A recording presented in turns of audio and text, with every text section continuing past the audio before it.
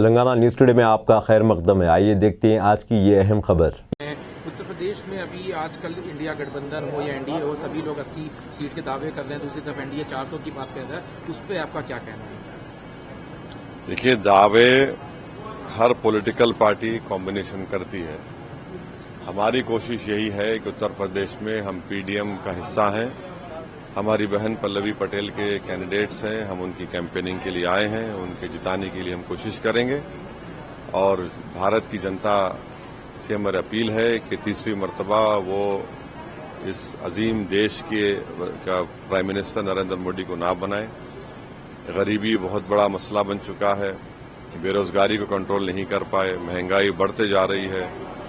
तो ये बहुत से मुद्दे हैं और जिस तरह से प्रधानमंत्री मोदी ने अग्निवीर आर्मी में लेकर आए, वो वही स्कीम को सेंट्रल पैरामिलिट्री फोर्सेस में लेकर आएंगे, चाहे बीएसएफ हो, सीआरपीएफ हो, आरपीएफ हो, सीआईएसएफ हो।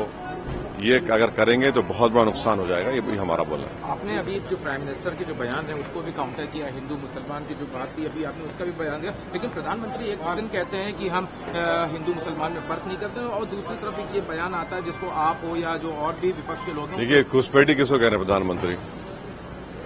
बच्चे ज्यादा पैदा करने वाली महिला कौन है? कौन से समुदाय की है? किसके गलों, हिंदू बहनों के गलों से मंगलसूत्र निकालकर किसको दिया जाएगा? एलियंस को दिया जाएगा? तो मुसलमानों को कह रहे हैं। 80-20 की जबान किसने की थी? शमशान कब्रिस्तान जबात किसने की थी? कपड़े देखकर पहचानो किसने कहा था? ये जो लव जिहाद, नुपुर शर्मा, ये सब कौन है? बुलडोजर, धर्म संसद में जो गालियां दी जाती हैं, तो सर ये तो पूरा प्रधानमंत्री जाता है ना। ये सब गलत है। ये वो कर रहे हैं। अब दीजिए इजहारुल हक को इजाज़त। मिलते हैं अगले खबर के साथ। तब तक के लिए हमारे चैनल को लाइक, कमेंट, शेयर करना ना भूलें। अल्लाह हाफिज।